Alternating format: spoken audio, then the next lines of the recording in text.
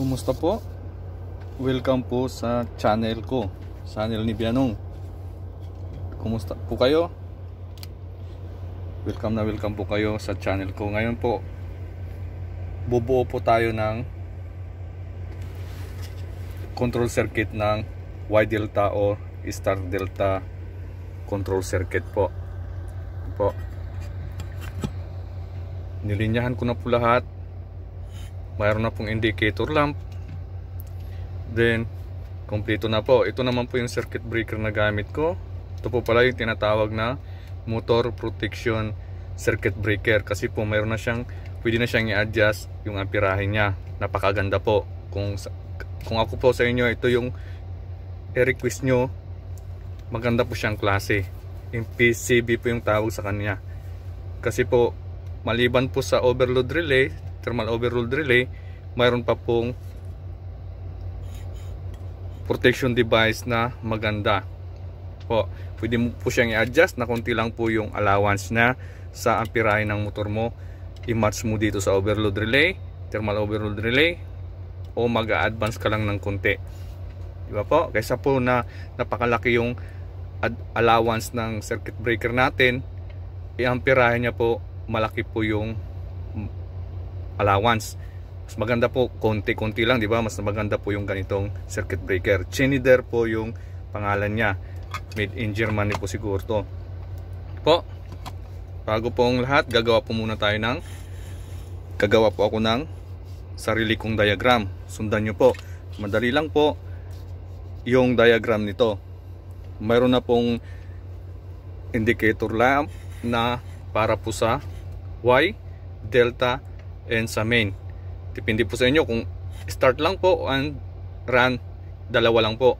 Ito po tatlo ko na lang para po sigurado kung saan yung kursunada nyo po. Bago pong lahat, paki-subscribe po pala muna, baka po hindi to maganda yung magagawa ko. Joke lang po. Sige po, simple lang po yung diagram, wala na pong arte. Ihiwalay po natin yung indicator lamp nya, then pilot lamp po. Sundan nyo po ako. Inabangan ko na po ng wire yan, ipapaliwanag ko na lang po. Unahin po natin yung diagram po. Line 2 po and line 1. Okay, then kukuha po ako sa line 2. Halimbawa po, nag-fuse ako, ganon, pero breaker po yung gamit ko. Kunwari lang po yung fuse na yan po. Then yung line 2 po, gagawin ko po siyang, pasensya na pong tabi-tabingi kasi wala po tayong roller. Min po siya ng A1 coil ng mga magnetic contactor natin po. Nahin ko po yung main magnetic contactor.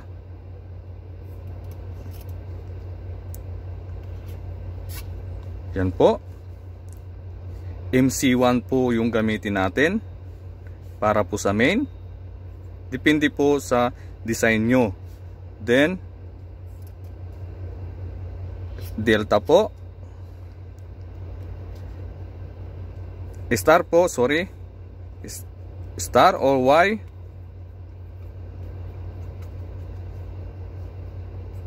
Pasensya na po, hindi siya pare-parehas yung laki kasi po pangit yung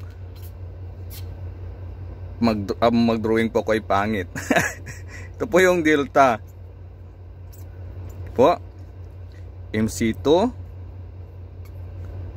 MC3 po. Inuna natin siya MC2 kasi po una siyang gagamitin, huli po yung delta. Ganun lang po. Then pahuli po natin yung timer relay. TR po yan. Timer po natin po. Dinirect na po natin sa A1 nila. Wala na pong abangan na po natin. Konti na lang po yung kailangan natin. Ngayon po, sa line 1 po, yun na po yung magbubuo ng sirkito natin po. Yan. Idaan po muna natin unang-una sa thermal overload relay,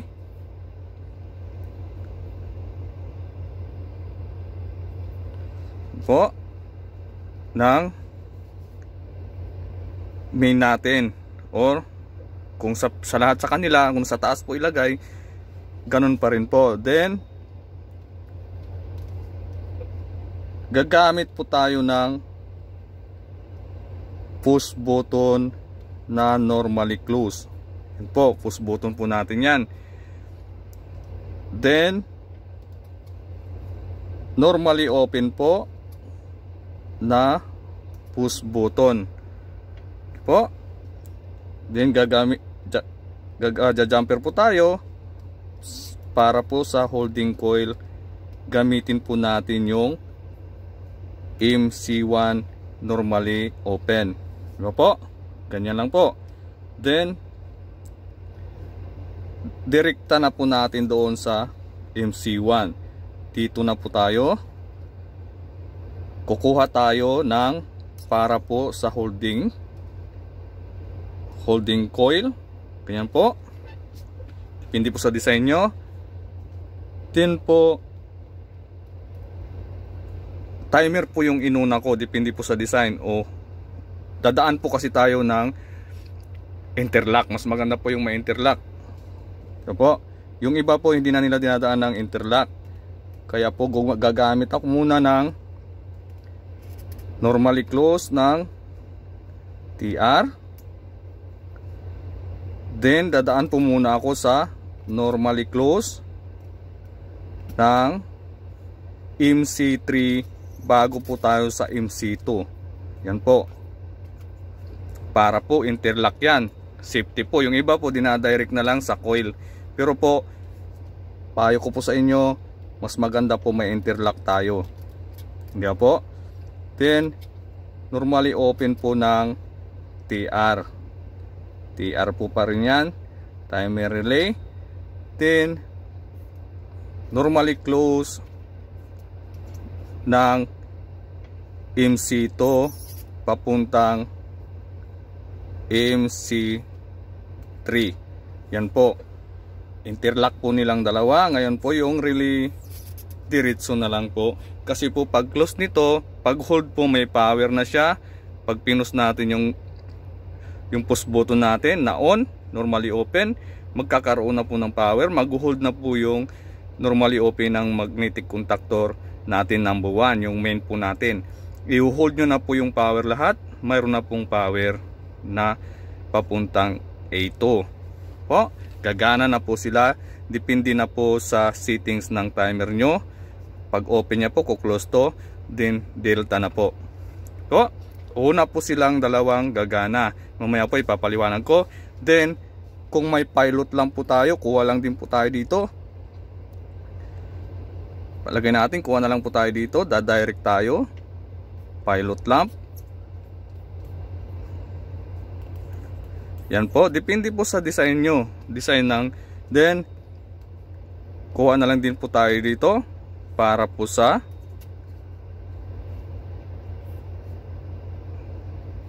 main. Yan po. Sa main indicator. MC1 po. Then normally open ng start.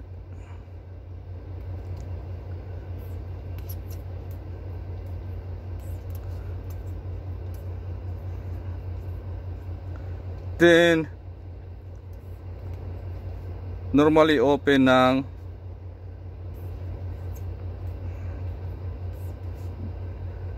run or nagdelta na po sila. Ito po MC2, MC3. Di ba po? Yan lang po.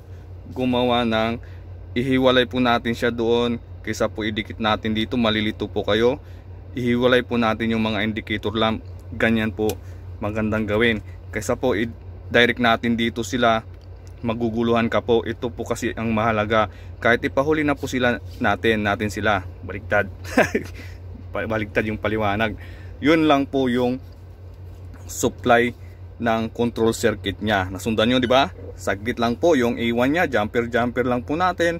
Then yung line 2 niya idaan natin sa overload relay, daan natin sa primary contact ng normally close ng push button. Then jumper po tayo sa secondary contact niya papuntang MC1 sa kabila po. Then yung sa secondary niya po, normally open niya, direct po doon yung push button natin. Pag push mo po nito, kuklose yung MC1, kuklose yung normally open niya, diretso na po yung power natin. May power na po yung timer. Ilan po yung settings nyo? 5 seconds. Gagana po muna yung start o Y, star Y. Silang dalawa po muna. Naka-Y mo muna yung connection natin, yung connection ng motor. Then 5 seconds, so open po. Kuklose po yung normally open. Gagana na po yung MC3 or delta magnetic contactor natin. Run na po, tatakbo na po yung nag delta connection. Di ba po? Dadaan po muna tayo lagi sa normally close ng MC3 papuntang MC2. Dadaan din sa MC2 normally close papuntang MC3 galing po sa timer natin. Pangit po pag dumirect po tayo. Maganda pong may ron tayong safety po. May interlock po yung tawag dyan. Karamihan po nakikita ko direct lang po. Ang payo ko po, dumaan po tayo ng interlock po. Yan po yung magandang ideya. Sige po, sundan nyo na po siguro. Yan po, pinakita ko na po. Ito na po yung sa Y magnetic contactor natin, then sa delta sa main po, para po makikita nyo. 3 seconds lang po yung settings ko po. Control circuit po muna tayo para po masundan natin, kasi po bubuhaghag pag isasabay natin yung power circuit, di ba po? Mas maganda. Ngayon po, ito po magandang circuit breaker sinasabi ko. Then ito po yung Siemens din, maganda rin po, marami siyang function. Pwede mo siyang gawing flasher, marami po siyang function. Ipapaliwanag ko na lang po siguro sila sa sunod sa anong pinagkaiba nila sa nakasanayan ng timer relay. Siya po high tech na po siya, Siemens po siya, marami po siyang gamit po.